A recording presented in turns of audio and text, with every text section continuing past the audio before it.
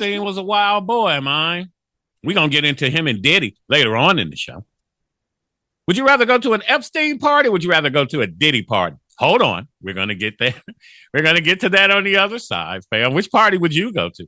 Analysis of the 2026 document releases and expert commentary indicates that Epstein's predatory behavior was fueled by a desire to exercise power over the very demographic, specifically middle to upper class white minors, that society typically views as the most protected.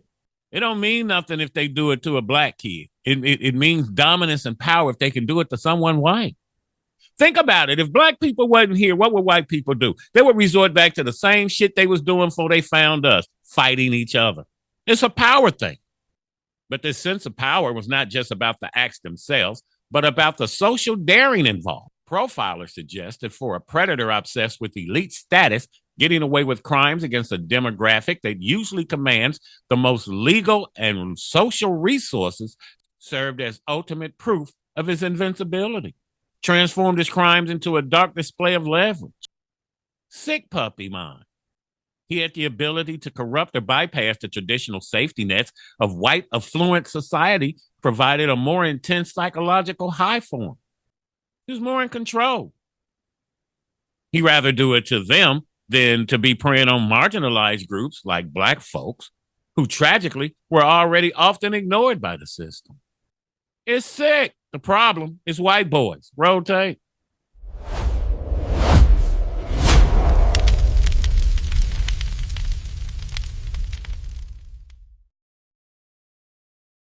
For the past couple of months, white people are being forced to wake up to the obvious truth that there is no kind of solidarity or allegiance of whiteness across class lines. It's always been all of us are cattle to them. Like that's it. But all of this is why I wasn't surprised at all when in the new batch of files that were just released, there was like an email or something where somebody said that they didn't want any of the children they were planning on doing things with to be black because, duh. Any white person could violate a black person and get away with it. That's just the way the world is.